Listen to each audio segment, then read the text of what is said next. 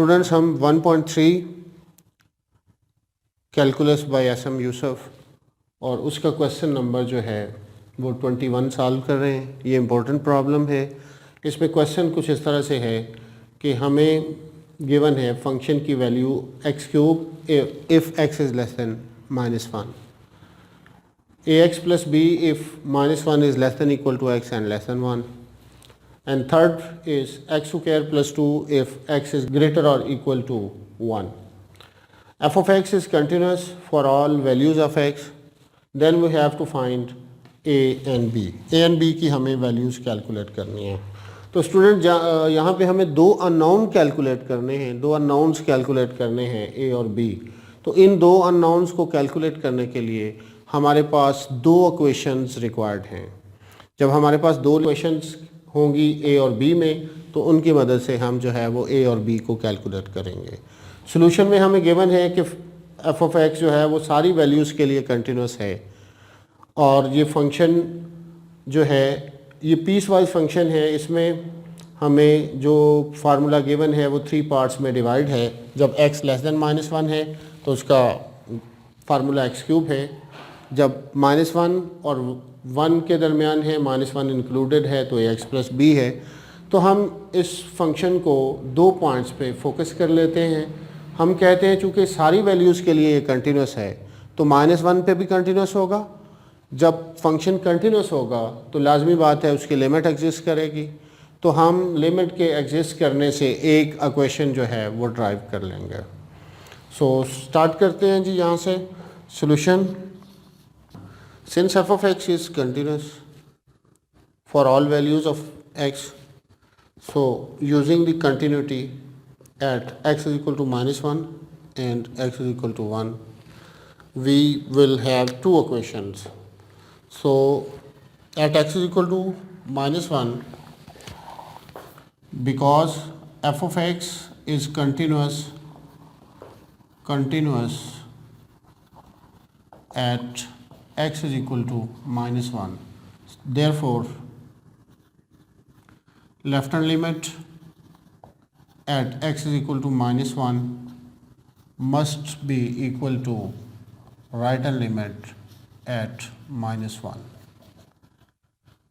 Students क्योंकि function जो है वो कंटिन्यूस है -1 पे, तो उसके लिमिट का एग्जिस्ट करना ज़रूरी है। लिमिट एग्जिस्ट करने का मतलब ये है कि लेफ्ट हैंड लिमिट और राइट हैंड लिमिट जो है वो दोनों बराबर होंगी। तो अब हम लेफ्ट हैंड लिमिट कैलकुलेट करते हैं, राइट हैंड कैलकुलेट करते हैं और इसमें पुट कर देते हैं। जब हम -1 पे लेफ्ट हैंड लिमिट कैलकुलेट कर रहे होंगे तो -1 अज्यूम कर लेते हैं, ये -1 है, तो हम लेफ़्ट से अप्रोच कर रहे हैं। x must be less than -1। सो हम फंक्शन का वो वाला फार्मूला चूज़ करेंगे जिसमें x जो है वो लेस देन -1 है। जब हम अपने फंक्शन को कंपेयर करते हैं तो x इज़ लेस देन -1 में हमारे पास फंक्शन का जो रूल है वो x क्यूब है। तो हम यहाँ पे लेफ्ट हैंड लिमिट के लिए x जो है वो -1 को जब लेफ़्ट से अप्रोच करते हैं तो फार्मूला x क्यूब बन जाता है।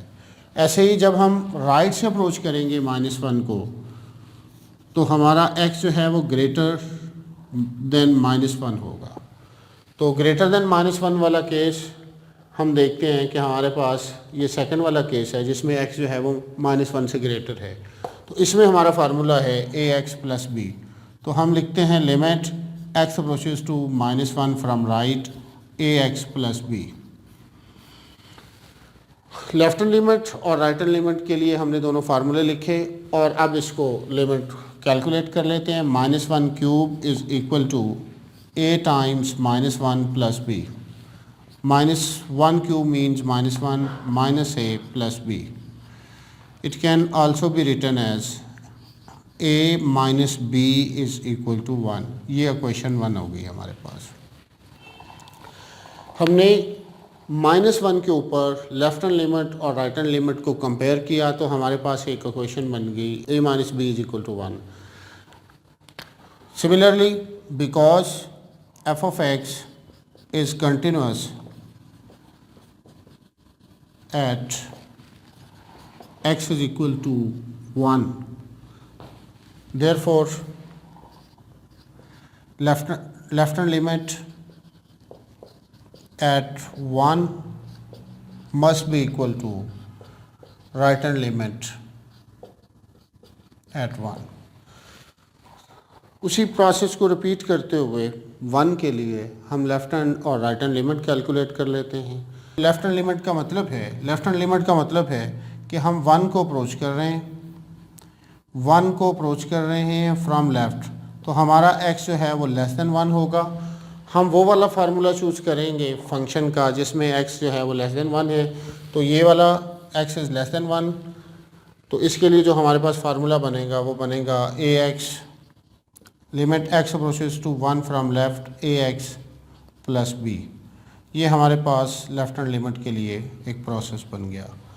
सिमिलरली राइट हैंड लिमिट के लिए x must be greater, right से अप्रोच कर रहे हैं तो ये 1 है, राइट से अप्रोच करेंगे x ग्रेटर देन 1 होगा। इसका मतलब है कि हमारे पास जो फार्मूला है वो ये वाला बन जाएगा x square limit x approaches to 1 from right और x स्क्वायर प्लस 2, इस पे लिमिट अप्लाई कर देंगे जी। लिमिट पुट कर देंगे तो ये बनेगा a times 1 plus b is equal to 1 square plus 2।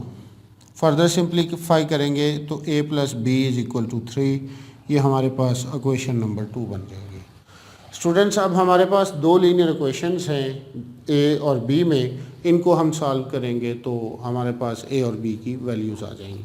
तो इनको सॉल्व कर लेते हैं जी। इक्वेशन 1 है हमारे पास a minus B is equal to 1। Equation 2 है हमारे पास a plus B is equal to 3। दोनों को अगर हम ऐड कर दें तो हमारे पास 2a is equal to 4, so a is equal to 2 आ जाएगा। a की वैल्यू हमने 2 कैलकुलेट कर दी। पुट कर दें 1 में, पुट इन 1, तो हमारे पास 2 minus B is equal to 1, so 2 minus 1 is equal to B, 1 is equal to B. B की वैल्यू हमारे पास 1 आ गई। तो स्टूडेंट्स, ये हमारे पास एक क्वेश्चन था जिसमें हमने कंटिन्यूटी ऑफ द फंक्शन को यूज़ करते हुए फंक्शन में मौजूद दो कांस्टेंट जो थे a और b वो कैलकुलेट किया।